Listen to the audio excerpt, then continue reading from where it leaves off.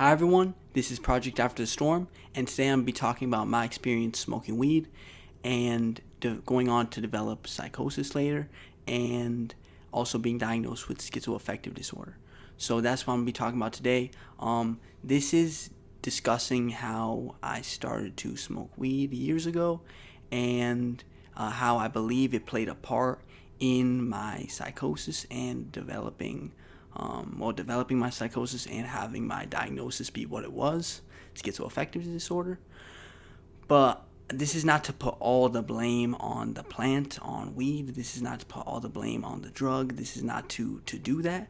I understand that genetics have a factor in psychosis, in mental health diagnoses, and I know it's not all to blame or to put all the blame on weed, but I do believe the weed did have something to do with it, that it did play a part, and I wanted to talk about that today. So, just to start out, I started smoking weed when I was 17. That's when I first started smoking, and I quickly started to use it nearly every day. It quickly turned into that within a few months. I want to say it turned into that, and I was definitely abusing it because I was using it pretty frequently, and I was also a teenager. So when you're a teenager, for anybody, it doesn't matter whether you're prone to psychosis or a mental health diagnosis or whatever, for anybody, it's not a good idea to smoke weed when you're a teenager. That's not a good idea. It definitely does impact brain development, and there's studies showing that any use below the age of 25 is it can be pretty detrimental to your brain, and it definitely did have an impact on me. So I continued to smoke for years. I want to say on and off for about 6 years, because I got my diagnosis I got my diagnosis about 6 years after that, and I was smoking on and off up until that point, until a month before my diagnosis. And yeah, I did, like I said, quickly turn into every day. I did go through periods where I'd go months where I wouldn't smoke, or I'd go a month where I wouldn't smoke, or, I wouldn't be every day all the time, and there was even years where it wouldn't be every day. But it was on and off for years, and it wasn't more than a few months at a time where I'd go without it. So I'd say when I was 17, the use seemed pretty normal to me because I didn't really have any serious side effects that I had noticed. But as I got a little bit older, as I got into my 20s, I started to notice some things. One of the first things that I noticed is, I remember one time I had smoked and I got really paranoid.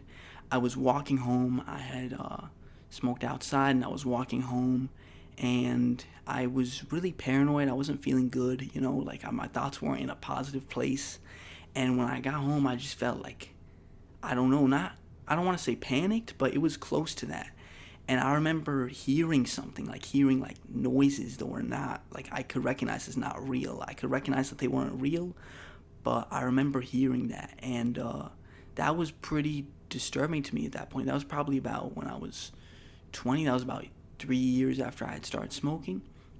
And it was pretty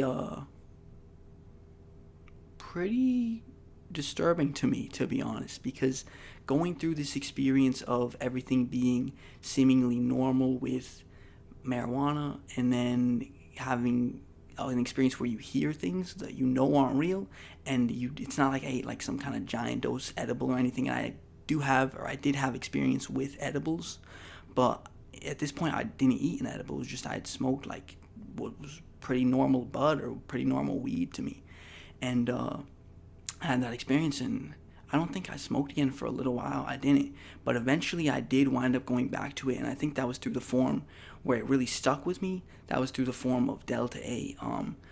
Probably maybe a year or two later, where it really stuck with me, where that use stuck with me. It was through Delta 8, and this is where things maybe started to go downhill, because I was smoking Delta 8, and I was actually having at first a good experience with it. I felt much less paranoia with that than I did with anything else that I'd ever smoked before. I felt much less paranoid with it. I felt a lot better, and I continued to use that, and it got to the point where eventually I was using that daily, and it was perfectly fine in my mind. I went through, and this is coinciding with my use, but I went through a period where I was using it, and like I said, it was daily. But I'm sorry, I'm just trying to find where I was with my thought. But yeah, I went through a long period where I was using it daily, and eventually things started to turn. And it wasn't just because of the marijuana or the Delta 8. It was because at that time I was actually working night shift at a job, and I wasn't really sleeping. I was sleeping maybe 2, 3 hours a night. And I remember seeing shadows of people and feeling like there were people nearby me when in reality there was nobody nearby me. And that was a little bit disturbing too. That was a little bit disturbing. I don't know how much of that was the marijuana or how much of that was me not sleeping, but that's what I was experiencing. So that's what was going on. I eventually decided to stop smoking. And that was, I think, a good decision. I think a good decision for me. The problem was is I did everything at once, meaning I went cold turkey on everything. Nicotine, that, some other things, and I went cold turkey all at once. And that's where my psychosis kind of went into play. About a few weeks later, like 3 weeks later, my psychosis went into play after getting clean. I wound up having a hospitalization because of psychosis, because of not sleeping for days. And I was hospitalized for a month. I came out, did not smoke any marijuana, did not touch any marijuana for over a year. I did wind up going back to it, and this is where, and not in a heavy use sort of way like I had before, but I did touch it again, and this is where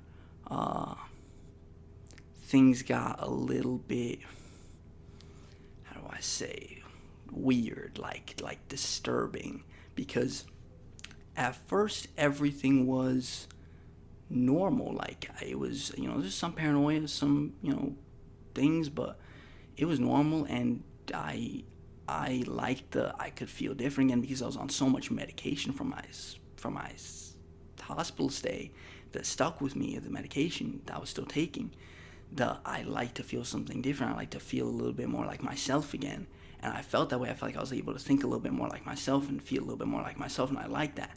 But then one day, I remember I was going back and forth with my girlfriend, and just it wasn't in this particular day, it wasn't in a positive way. She was my girlfriend at the time. Now that this is my wife, she's my wife. But in that moment, it wasn't in a particularly positive way, and I remember feeling not good. I didn't feel good. I felt anxious, very anxious, and I was high from the edible that I had eaten, because I had eaten a large dose Delta 8 edible, and I felt anxious from that. And I remember lying in bed feeling anxious, and all of a sudden I heard a voice that reflected me, because at that time, you have to keep in mind, I was taking a lot of medication and my emotions were very blunted. My emotions were extremely blunted. I had a hard time feeling emotions in general because of how much medication I was taking. And now it's not really like that as much. It's a lot better now, and I thank God for that, because it was really bad at that time. But I remember hearing this voice that said, "Help me, help me, help me," and it reflected myself. I don't know how to explain it, but it reflected myself. Like it was like me calling out, but not me. It didn't sound like me, but it was me almost, because it was this voice that it truly needed help, but the emotion within the voice was lacking, just like myself at that time. And it was pretty disturbing. But the crazy thing is, I was trying to fall asleep, and I did within maybe 10 minutes after that.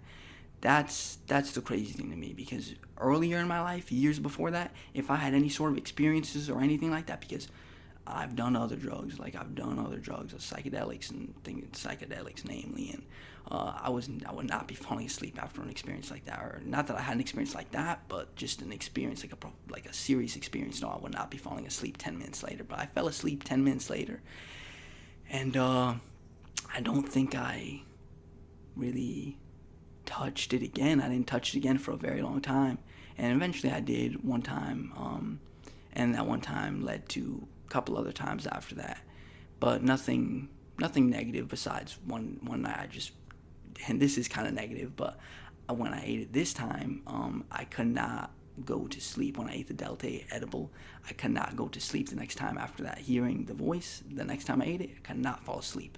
Stayed up all night. I remember going to the store and getting the sleep medication you can take, the over-the-counter sleep medication, and getting that just to make sure I could fall asleep, because I did not want to play around with not sleeping, because the last time that I didn't sleep for days, that's when I went into psychosis, so I did not want to play around with that. So that's what happened, and yeah, later on, I got some other edibles, and I ate those, and I had pretty normal experiences with them, like just got vaguely high, a little bit high, because they were extremely strong CBD, CBD does not get you high. So it's extremely strong CBD and lower THC, much lower THC. And yeah, so, just felt vague effects, felt fine. Just was able to think a little bit differently, and that was that. Then one day, I had this experience where, and I won't get too deep into this, but I had this experience where I ate the edible, and I legitimately thought, while having a conversation with my wife, that my wife was God. Like, God was looking out, and this part's true, God was looking out for me through my wife. That part is true. Definitely, I believe that. But I literally thought the God was my wife, and the things were very different from how I usually experience them, but the God was my wife, and God was looking out for me through her, and it was really trippy, and for about 30 seconds I believed that, and granted it wasn't a long psychosis or anything, but for about 30 seconds I believed that, and then I kind of snapped out of it and realized, oh, God has put my wife in my life for a reason. God loves me. God put my wife in my life for a reason. My wife loves me, but God is not my wife. My wife and God are not the same thing. And maybe one day I'll make a longer form video about that and go into more details about that, but yeah, I had that experience. And that's the last time that I messed around with any edibles, because that was so profound, and I did not want to be continuing to do that, because I just don't want to take my brain through it, and I want to be careful with my brain, and yeah, I just want to treat myself well. So yeah, it was profound, and I am glad I had the experience, because it actually did, because of the depth of appreciating my wife, and it's showing how much my wife loved me.